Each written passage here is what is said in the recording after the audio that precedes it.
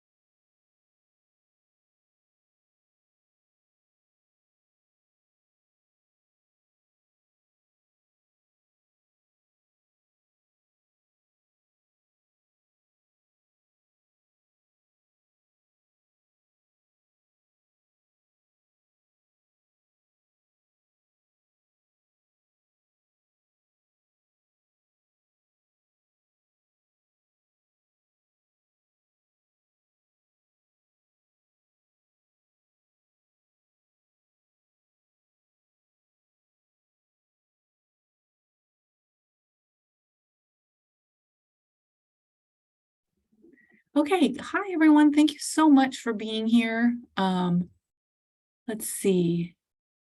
You do not have chat enabled. Okay, I'm going to do a little housekeeping.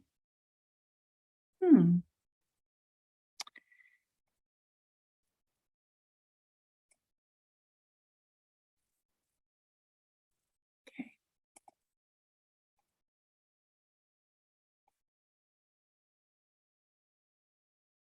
Right.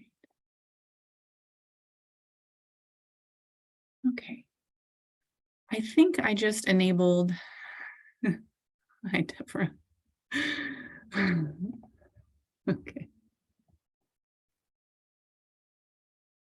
I'm going to put it, let's see. I'm going to try to put something in the chat for today's resources. It says on my security that chat is enabled, so I'm hoping that this will work. This is late in the day, loves, so you probably have already seen this sign in many times. Awesome. Thank you for the confirmation. So just in case you haven't had the chance to sign in, just remind you one more time that you're signing in for your digital district day, and there's the instructions to do so. I'm really happy you're here. My name is Tamitha. Today's resources are all available to you via Google Slides. You can put them in the chat. You can download, get them. You can make copies of them. They all have hot links to the resources that we go over today. So you can access them now or later for your reference as well. And I'll continue to put those in the chat periodically throughout our talk in the next half hour.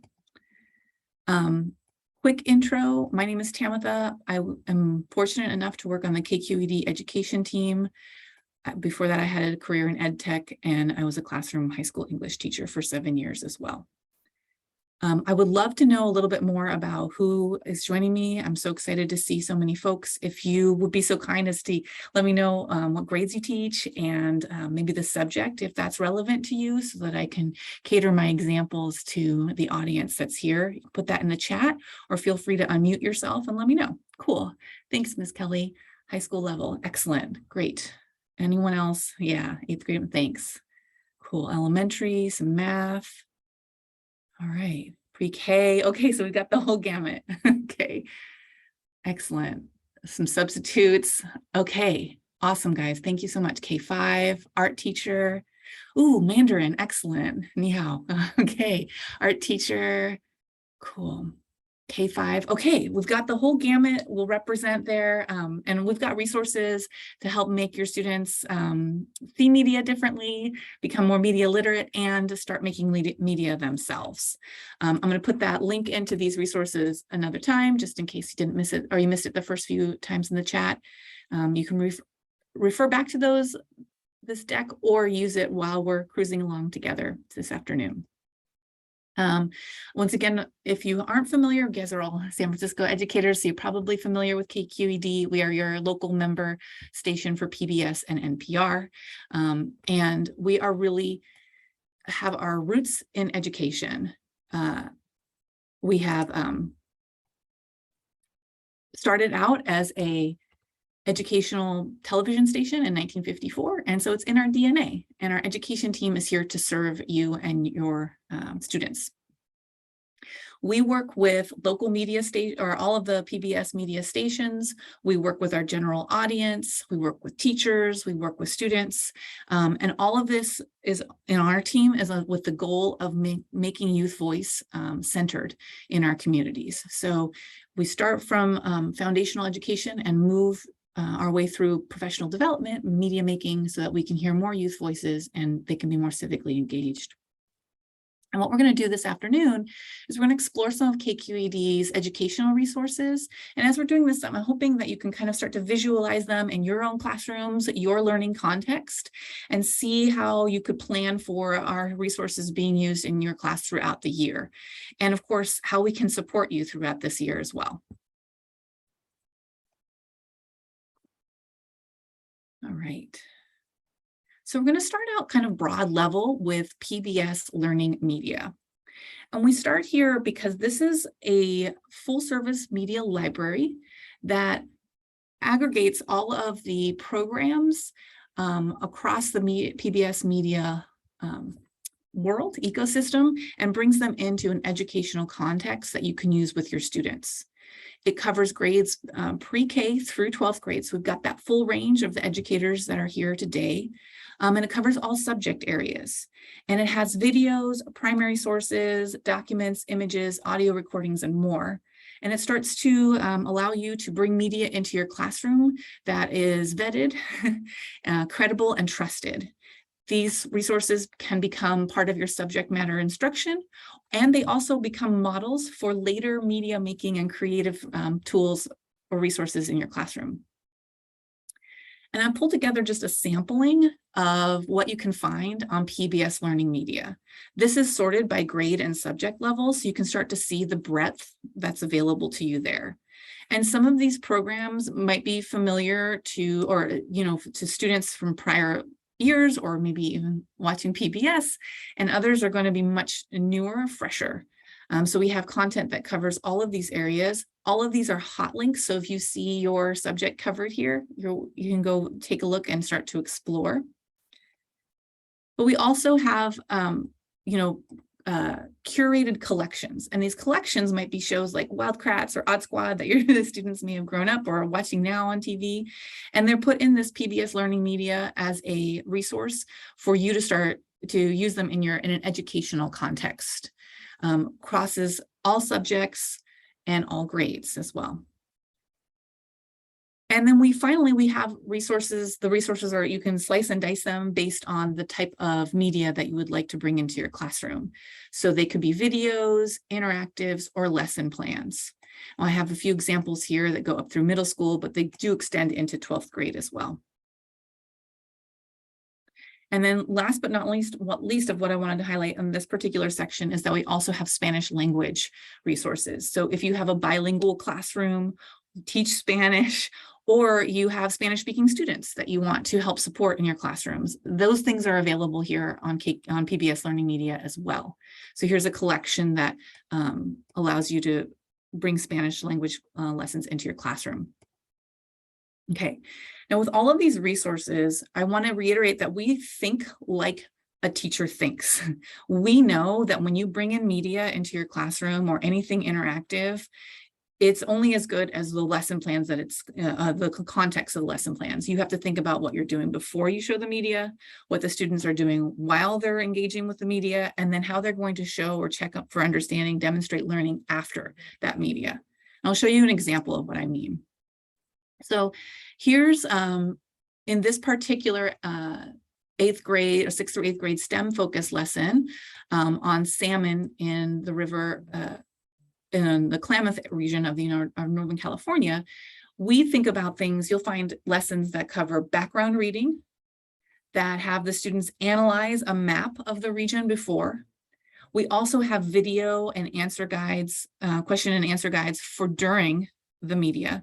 And we have a classroom discussion guide for after you see the media too. So we're really thinking full scope of what you would need to support students engaging and consuming this media, hoping to set the groundwork and the foundations for what you will model for them later and what they might make as media makers later on in the school year or next week.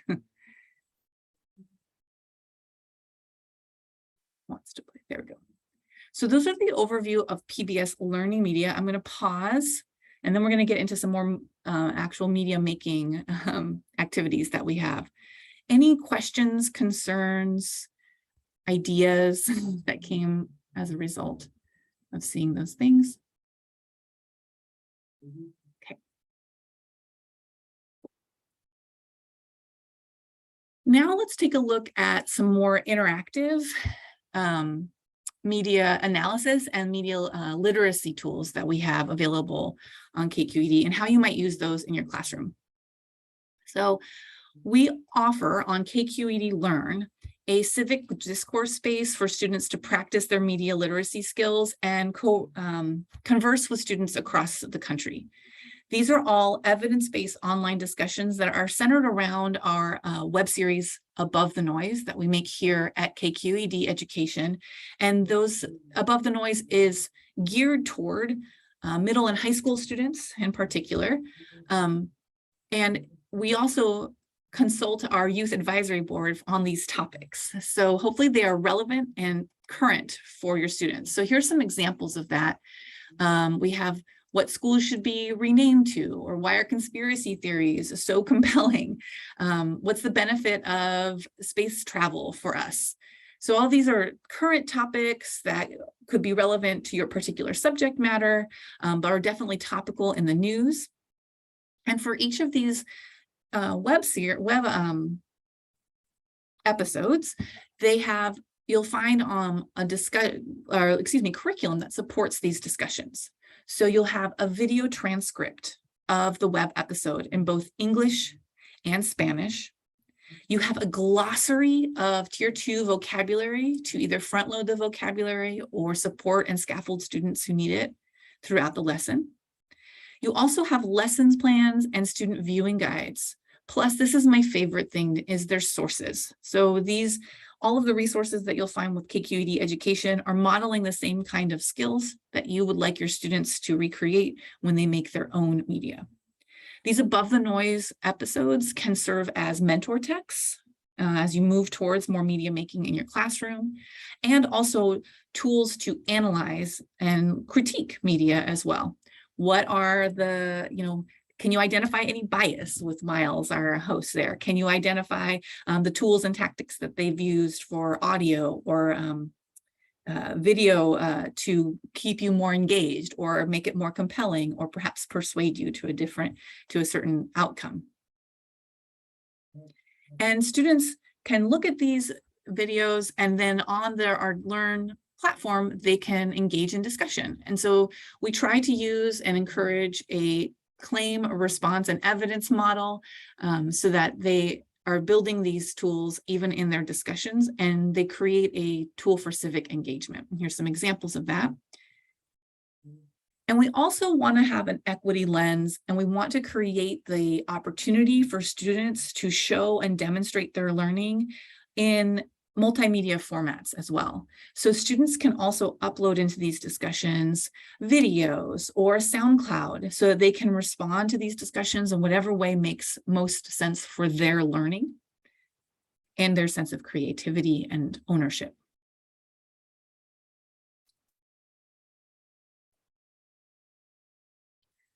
Also, I want to, I'll reiterate this again, but all of the resources that KQED education makes and provides for educators are in Google Docs. You can make a copy of them, you can modify them to your own needs. You know your students, you know your curriculum better than we do, and we want you to be able to have those and take ownership of them as well. So all of these things you can download and you can make them your own. Along those lines, we have so much scaffolding to help support these discussions and in your classroom or even on our civic dialogue platform, the Learn platform. So we have samples of what an excellent response would be. We have sentence frames that you can use for your discussions and even rubrics that you can use to help assess those discussions with your students. So I wanted to share an example. This is Belinda Schillingberg, who many of you probably know or may have been familiar with. She works in SFUSD at Denman Middle School, and she's been using our Learn discussions a lot with her students in her 8th grade classroom. And this is how she does it. She starts with an above the noise video. And then after the students watch the video, then they co-read the transcript twice. And they annotate it and highlight claims, evidence, and reasoning. Then they have an academic discussion about it. And she uses her own version of these sentence starters that we have. You can download them or get this presentation. You can have them for yourself. And then they draft a discussion post. And then she has a discussion rubric where her peer students, or students peer review the discussion post as well. So she has this all built in full circle so that it comes back and the students are taking ownership of their own learning too. She really emphasizes critical thinking and evaluating evidence. She has a checklist for students to assess their work before they post it. And then this is really hitting on all of your, a ton of your Common Core standards. Can you put the slides? Yeah, absolutely. Thanks for reminding me. Here you go. There are those slides. And these hit on a lot of your Common Core ALA literacy standards, but they also go into ISTE, NGSS standards, and your media literacy standards as well. Okay. Any questions about our Learn discussion pages? I've tried to highlight on the slides what they are, so it's just ease of flowing for today. But if you want to see what it looks like in the wild, I'm happy to pull that up too. Yeah, thanks. I see your hands raised, Joy. I was wondering, I don't know what is wrong with my laptop today. I cannot get to click on any of the things. Is there any way we can get emails, these links emailed to us? Sure. Do you have, is it not showing up in the chat for you, Joy? No, I mean, it comes that it's not highlighted, so I could click. That has been happening since the second session today. Oh, I'm so sorry. Okay. Yeah, I'll make a note of your name, Joy, and I'll send it to you after our session. Appreciate that. Oh, yes. Mrs. Haynes is saying that it has to be copied and pasted. Okay. Oh. Yeah. So sorry. Okay. And then Lorraine S. Okay. Okay. Cool. All right. Thanks for letting me know. Okay. All right. Okay. Okay, so we've got PBS Learning Media that gives you a breadth of resources to start using in your class, media resources using in your class. Those can be mentor texts, etc., or embedded into your core curriculum, right? Then we have, thank you for the email, Joy.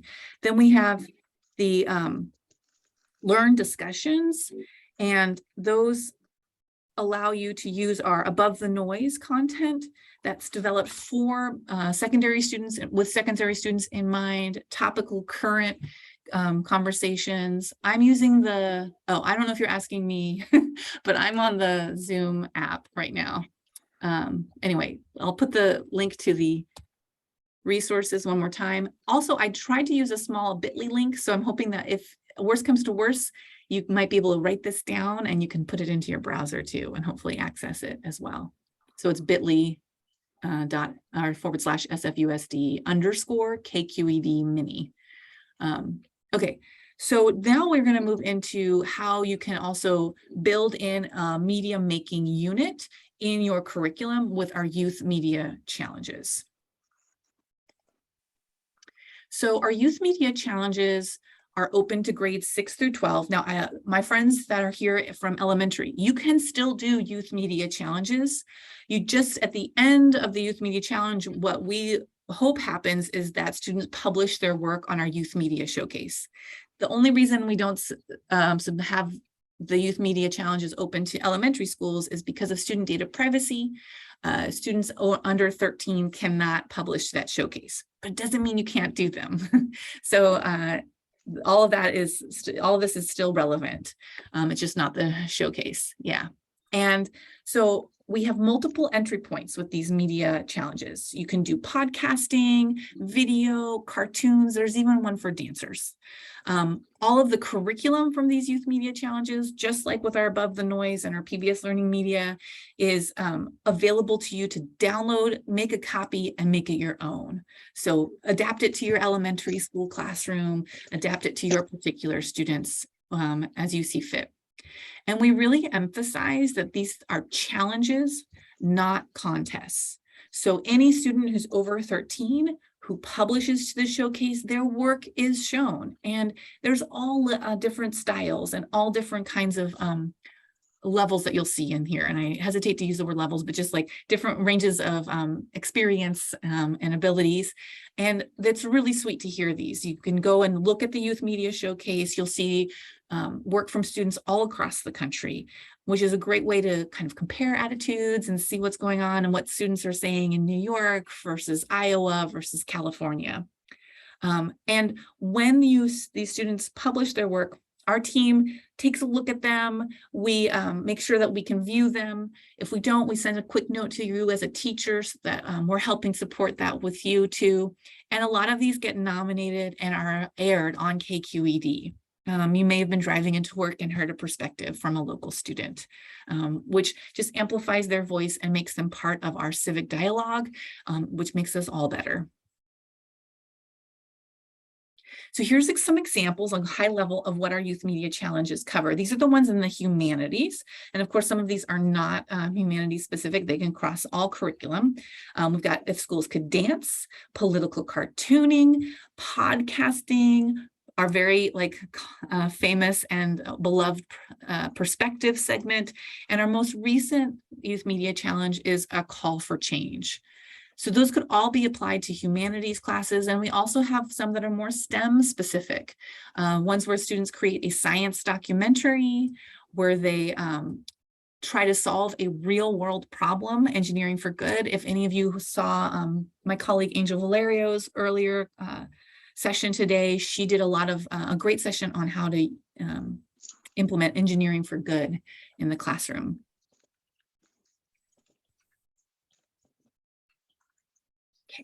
So once the students, you integrate these media challenges, they have a prompt, the students create a script, and then they record their script either via audio or video, and then they get put up on our showcase. And here's some examples that you can peruse at your leisure and or use as mentor texts or samples for your students in the classroom. These examples can also be used as tools, again, to analyze media, to understand the choices that the students are making to communicate their ideas. And also it helps a lot of times, I've heard from teachers, to instill confidence in the students themselves. Like, I can do this too. And they can become the media makers that they're destined to be, right? So we have podcasting curriculum, dance curriculum, and all of these here are hot links that you can listen to these students in action. Okay, so we have these youth media challenges. They're available. The curriculum is all accessible, no paywalls whatsoever. You can download it. And if you need some more support, We also have workshops that are available to you too. These are some of that are continuing this summer. So if you haven't had enough Zoom time today and you want to get into unleashing the power of storytelling later this afternoon, you can. The midterms are coming, so we have our new call for change, or excuse me, our cartooning, political cartooning one works really well with that. And then we also have additional workshops that help support you around codes of conduct and how students can engage with media online too. So creating that culture in your classroom. And then we have additional upcoming workshops throughout the year. These are available and they're always free. So we have some support for call for change, the power of storytelling, etc. Within these, our team goes deeper into sort of the actual making of the content. So they use a learn by doing model. You'll actually practice making your own little short video or your own little short podcast so that you can better support your students when they're ready to do their own media making, and or so that that your creation becomes a model for them as well. In these workshops too, is there a link for these? All of these are linked in this document, in this deck. And if you go to our, I'm going to get out of here for a second. If you go to our website, KQED teach.kqed.org, you will find all of our events here that you can register for anytime. So we have some feature workshops and our whole event schedule is here through the end of 2022. Thanks for asking. All right. Okay. Give it a second. All right. So in this deck too, you'll see a high-level overview of the prompts and the process for each of these media challenges. Basically, they follow a similar process for each one. You choose some sort of you work with your students to choose some sort of topic. They write a short piece, and yeah, totally. teach.kqed.org. And then they record themselves. Yeah, it would be great to have another educators night. Yeah, I would love to have another educators night at KQED. Thanks, Derek. Agree. Totally agree. We had some of you may have already been here a couple Saturdays ago. We had an in-house event. It was so fun. And it was at the new headquarters, and it was Mina Kim and Alexis Madrigal were here. It was and all of our youth, a lot of our youth advisory board were here, and a really exciting day. Anyway, I'll put that note in to have another one. Stay tuned. And then they publish their work on the Youth Media Showcase. So if you come to some of these more detailed workshops, they will also help you identify tools and resources that can help you with some of the more technical aspects of media making in your classroom. And that leads me to the last level of support that I also want to show you is also on teach.kqed.org. Say you can't make it to these workshops, you're over the Zoom and you need those resources, you want that support, we've got it for you. We have 10 new courses on media literacy and media making. They have resources in there that you can take the courses. They're all free, they're all self-paced, but a lot of experienced teachers, like I know I have online here right now, they go into those courses and they cull it for resources and support. It is there for you. Please make as best and as much use of these resources as possible. I know our friend Ricardo often uses these and shares them out with his schools that he supports from a technology perspective. Please don't hesitate. These are there for you. And we'd love to see you on there and find out what you use. And then all of that work that you do, either in media making in your classroom, in those courses, allows you also to create the artifacts that you need to submit to become a PBS media literacy certified educator. So this not only gives you, we send you a badge, you can put it on your resume and your signature, and it gives you some street credibility in becoming a media literacy certified, and you are deeper and even deeper in the hearts of us here at KQED Education. Those are the micro credentials that you apply for and or you submit evidence for, and then once you submit evidence for all of 8 of these areas, then you become a certified educator. So what I'm hoping for as we finish up our 30 minutes here together is that after this, you continue your adventure with media literacy, media in the classroom, and how that might then build towards a media making unit in your class, or maybe even media making as a standard way for students to demonstrate and show their learning, right? So you can go to PBS Learning Media Explore. I mean, if I were in the classroom, I would use PBS Learning Media as a resource for sub-plans. Like nothing has taught us like these last 2 years that we need things to keep us sane, and also for all of the uncertainty in the world. Go in there, there's no paywalls, a sub can handle it. Find some resources that would support your curriculum. Those are great resources there. The Learn discussions we talked about, you have a great example of your own colleague, Belinda at Denman Middle School, who's been using these with great effect in her 8th grade classrooms. And then explore youth media challenges.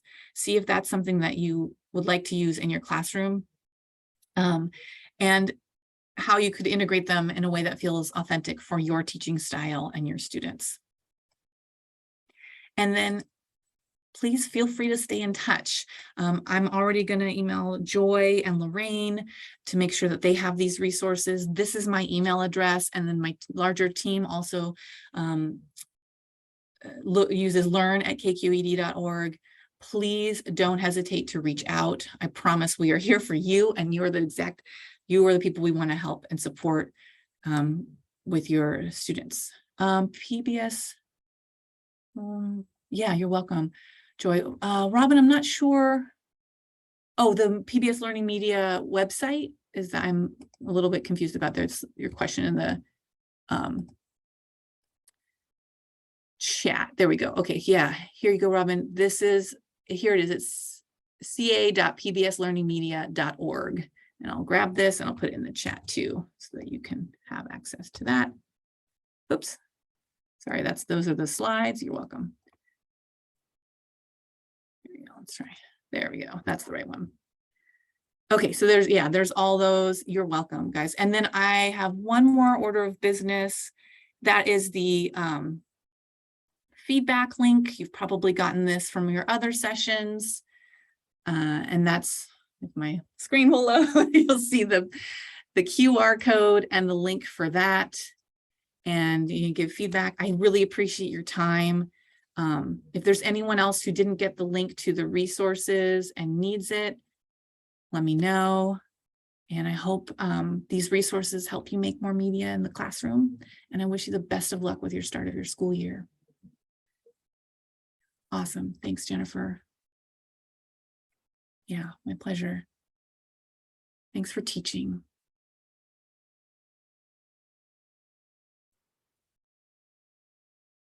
You're also very welcome. Let's see. I saw a question there. Yeah, I'll put the link for feedback. Thank you. Throw that in there. Oops.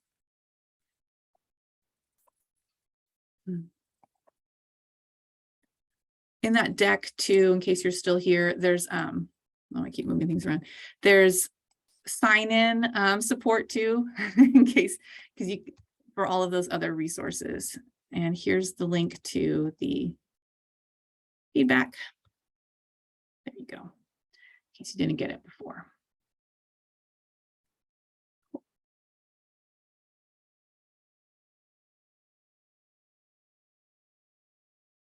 Thanks, everyone.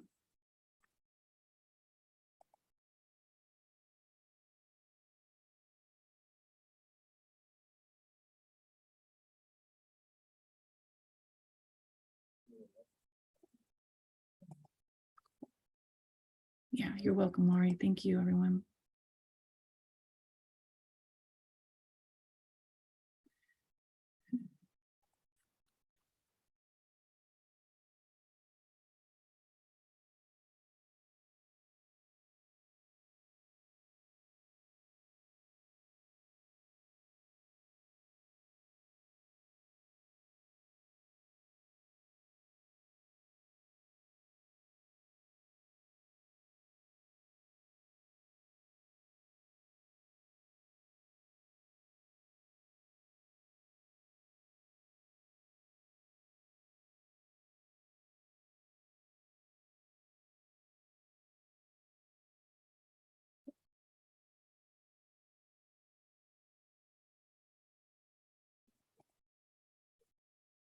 Awesome.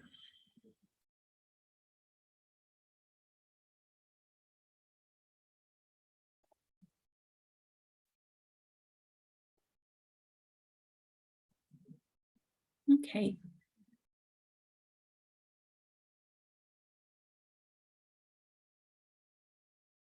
Well, if there are any other questions, I'll hang out here for a couple more minutes. Otherwise, I hope you have a great rest of your afternoon. And again, best wishes for a smooth start to the school year. Thank you again so much for teaching young people here in San Francisco.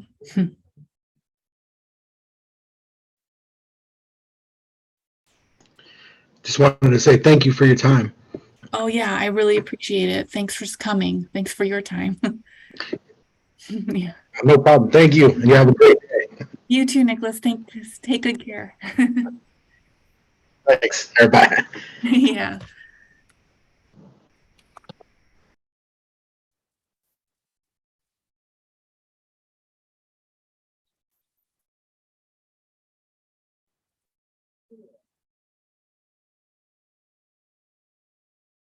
Amy, I hope I answered your question. Sorry, I couldn't be more specific.